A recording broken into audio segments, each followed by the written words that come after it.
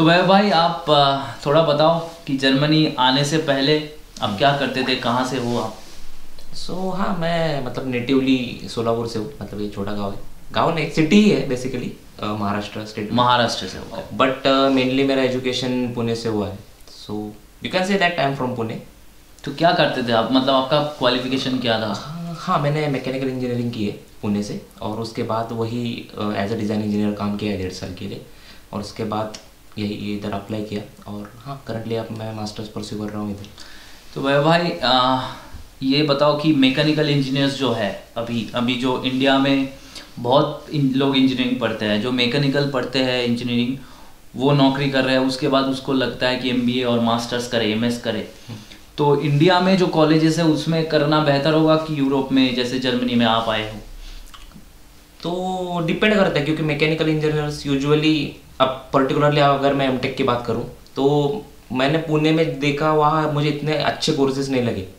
और मैंने डिज़ाइन में काम किया, बट मुझे मतलब मैनेजमेंट साइड में शिफ्ट होना था, इसलिए मैंने फील्ड चेंज करके मैंने इस कोर्स के लिए अप्लाई किया। और ये कोर्स का स्ट्रक्चर मुझे बहुत सही लगा, इसलिए that's the main reason actually I applied for this course. तो आपका जो ये कोर्स है उसका नाम क्या है? So its operation excellence. हाँ, तो ये कोर्स में क्या क्या सब्जेक्ट्स है, जो ये पर्टिकुलरली कौन कौन डोमेन का लोग इसमें आ सकते हैं ऑपरेशनल एक्सीलेंस में?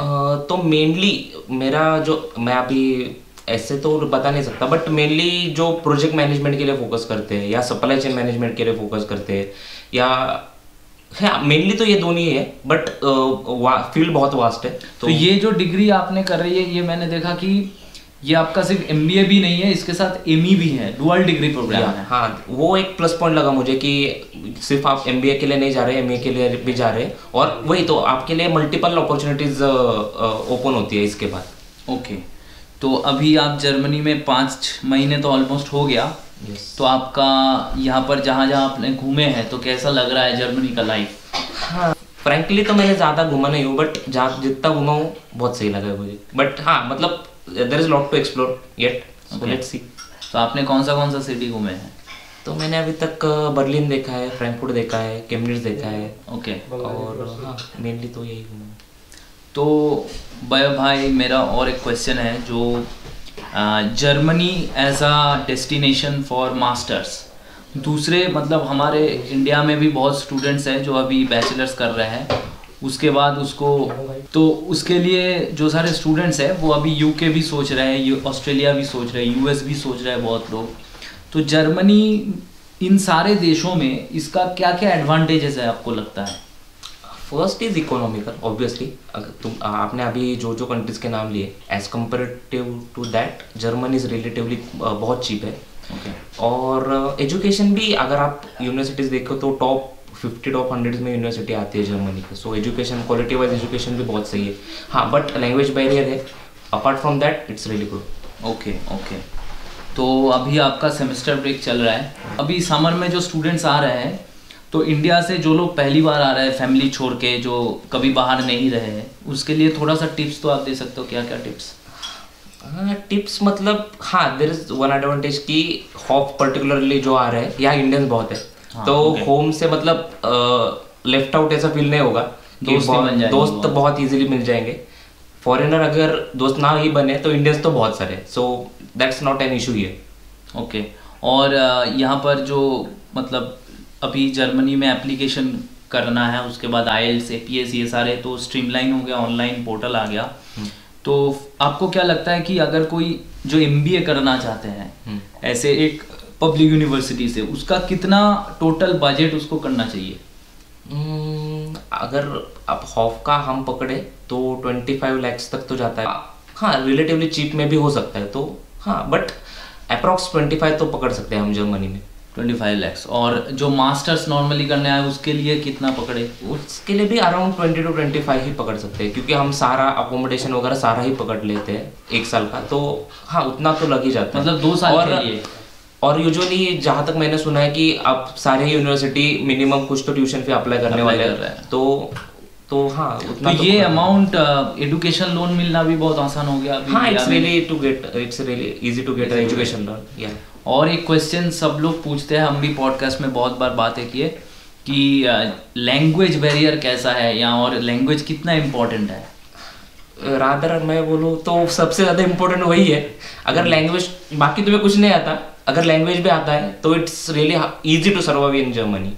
तो लैंग्वेज तुम आप बोलोगे कि लैंग्वेज जो स्टूडेंट्स आ रहा है तो उसको होम कंट्री से लैंग्वेज करके आना चाहिए क्या? हाँ, मेरा सजेशन यही रहेगा कि एटलीस्ट B1 तक सब लोग लैंग्वेज करके आए तो it would be really easy for them to get a job here okay in later stage of life.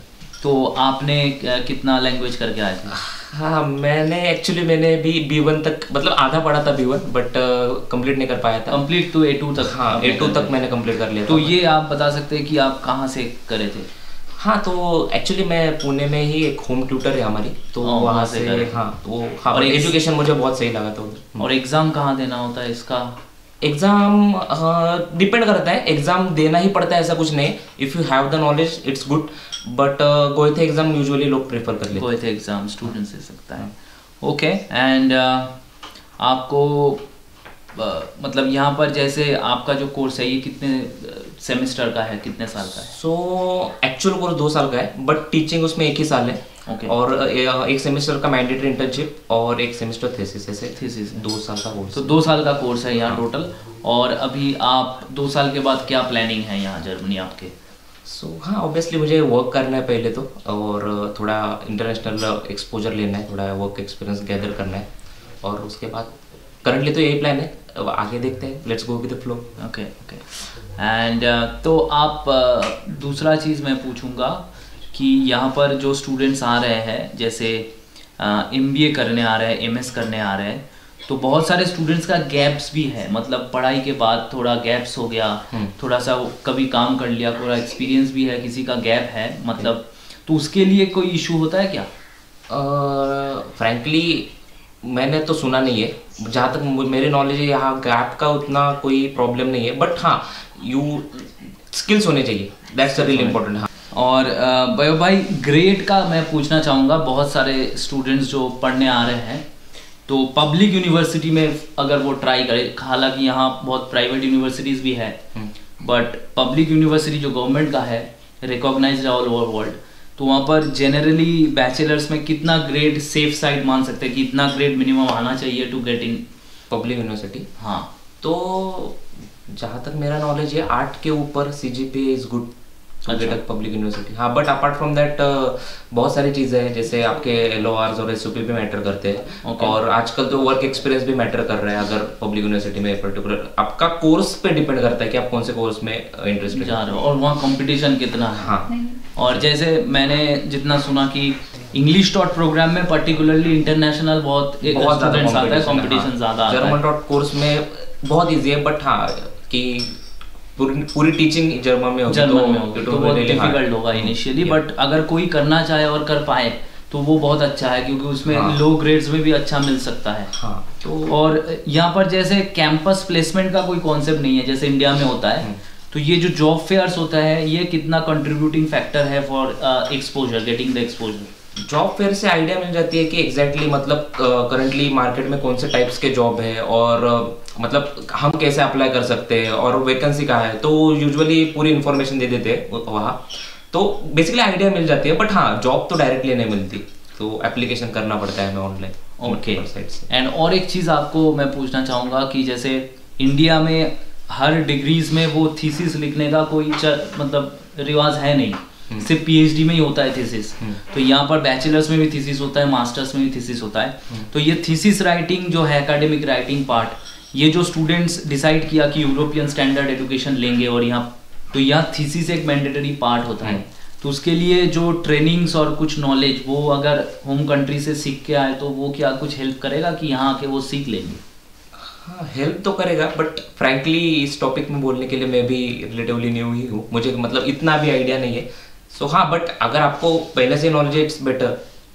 और यूनिवर्सिटी गाइड करता है थीसिस राइटिंग में? हाँ, पर्टिकुलरली अगर हमारी यूनिवर्सिटी की बात करें तो वो तो गाइडेंस देता है, क्योंकि हाँ, हम सेपरेट उन्होंने लेक्चर्स वगैरह भी रखा है थीसिस कैसे राइट करना है उसके लिए। ओके।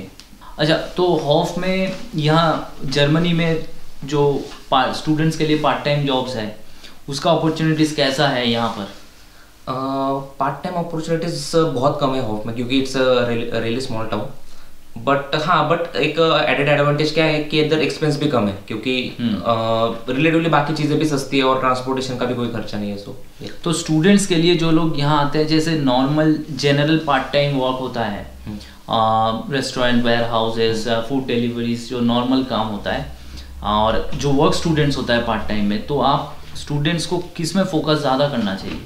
हाँ, ये ऑब्वियसली वर्क स्टूडेंट पे ही करना चाहिए, क्योंकि वो एक्सपीरियंस बाद में जब आप फुल टाइम के लिए अप्लाई करते हो तो वो एक्सपीरियंस काउंट होता है। तो work time would be first preference, और पार्ट टाइम अगर आपको मतलब डेली एक्सपेंसेस अगर बेयर करने हैं उसके लिए part time is a good option. Okay. And आप ये बता सकते हैं कि अप्रॉक्सीमेटली हॉफ में कोई आ रहा है तो मंथली जो ब्लॉक्ड अकाउंट मिलता है अभी 1000 यूरो के आसपास, लेकिन खर्चा एक्चुअल में कितना होता है? ये वेरी करता है पर्सन टू पर्सन, बट जहाँ तक मेरे नॉलेज है तो 650 से 700 यूरो तक लगता है, मतलब महीने का। तो मतलब वैसे भी 200-300 यूरो की सेविंग हो जाती है, मतलब पूरा नहीं खर्चा होता, पूरा खर्चा नहीं होता। हाँ, जरूरत नहीं है हॉफ में। और दूसरा चीज़ है कि यहाँ आके जो इनिशियल स्टेप्स है, जैसे आपका सिटी रजिस्ट्रेशन, फिर आपका बैंक अकाउंट ओपनिंग, फिर आपका लैंडलॉर्ड से वो कंफर्मेशन, सारे चीज़ में डॉक्यूमेंटेशन पार्ट, फिर कॉलेज में जाके एनरोलमेंट, ये सारे करने में कितना टाइम लगता है? हाँ, उसके रिगार्डिंग हॉफ मुझे बहुत सही लगा, क्योंकि यहाँ मोस्टली प्रोसेस डिजिटल है। हाँ। और usually 15 to 20 days are more than enough to do this processes. Okay. तो आप अगर जो इंडिया में अभी वर्किंग प्रोफेशनल्स है, जो लोग ग्रोथ के लिए फ्यूचर में कोई डिग्री चाहते हैं कि MBA करूँ कि मास्टर्स करूँ, और जो लोग ऑलरेडी बैचलर्स में हैं, जो फॉरेन स्टडीज़ के लिए सोच भी रहा है, क्योंकि इंडिया में अभी अनएम्प्लॉयमेंट रेट बहुत ज़्यादा बढ़ गया, और वहाँ पर नॉर्मल बैचलर्स एंड ग्रेजुएशन करने के बाद भी लोगों का इंजीनियरिंग डिग्री भी होने के नाते अच्छे जॉब्स सेटिस्फैक्टरी नहीं मिल रहा है, तो उसके लिए वो फॉरेन को चूज़ कर रहा है। तो उसके लिए आप क्या बताना चाहोगे, जर्मनी एज एन ऑप्शन कैसा रहेगा? एक्सप्लोरेशन के लिए तो जर्मनी गुड ऑप्शन है, but the thing is language barrier. अगर आपको लैंग्वेज आती है तो Germany is really good option, but apart from that I would suggest if you are not like ready to learn the German language, then you should try for another country like UK English, or Australia, English speaking countries। और यहाँ पर आप जो students Germany में apply करते हैं उसको German language तो लगता है, हाँ, उसके साथ इंग्लिश भी क्वालिफिकेशन लगेगा? हाँ, इंग्लिश भी IELTS मैंडेटरी है, क्योंकि आप कोई भी पब्लिक मोस्टली यूनिवर्सिटी के लिए IELTS मैंडेटरी है, तो हाँ, इंग्लिश लैंग्वेज भी लगता ही है। ओके। तो उसके लिए आप क्या सजेस्ट करोगे कि खुद से पढ़ के IELTS देना चाहिए कि कहीं पर कोचिंग लेके देना? ये भी इसमें भी वेरी करता है ओपिनियन। कई लोगों का इंग्लिश एक्चुअल में अच्छा होता है तो उन्हें ज़रूरत नहीं है, but if you think you are not that good then you should join a class for IELTS। Okay. And आपने तो पूरा प्रोसेस खुद से ही किया, हाँ, तो आप ये बता सकते हैं कि कहाँ से एक मतलब जिसे को कुछ नहीं पता वो जर्मनी पढ़ने आना है, तो उसको स्टार्टिंग कहाँ से करना है? Researching the universities, researching the course, उसके बारे में एलिजिबिलिटी क्राइटेरिया, ये सब जानने के लिए क्या कहाँ से वो शुरू कर सकता है?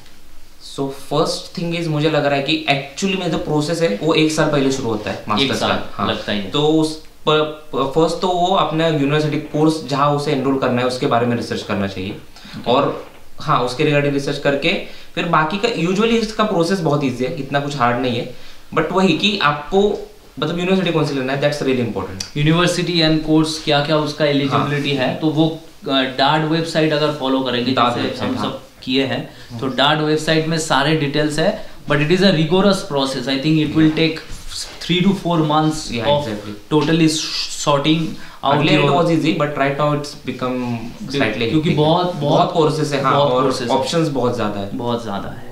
और उसके बाद शॉर्टलिस्ट करने के बाद एप्लीकेशंस तो यूनिवर्सिटी में भी जैसे हो सकता है, और एप्लीकेशन करने के बाद भी यूनिवर्सिटी एटलीस्ट 2 महीने तो लेती है रिप्लाई करने के लिए, तो you should be ready for that. मतलब 1 साल का टाइम फ्रेम लेके चलना पड़ता है, और उसके अंदर ये APS, IELTS, जर्मन लैंग्वेज सारे इजी हो जाएंगे। हाँ, हो जाएगा, उसका सारा पकड़ के 1 साल तो लगता ही है।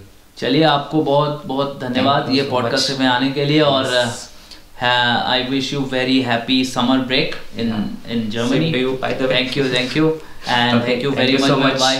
आप लोगों को और अगर कुछ जानकारी चाहिए, कोई भी नया टॉपिक्स में हम पॉडकास्ट बना सकते हैं, तो आप कमेंट्स में ज़रूर लिखिए। और ये पॉडकास्ट अगर आपको अच्छा लगा तो ज़रूर लाइक शेयर एंड सब्सक्राइब कर दीजिए। Thank you very much. Please like share and subscribe. या बाय बाय। Bye bye.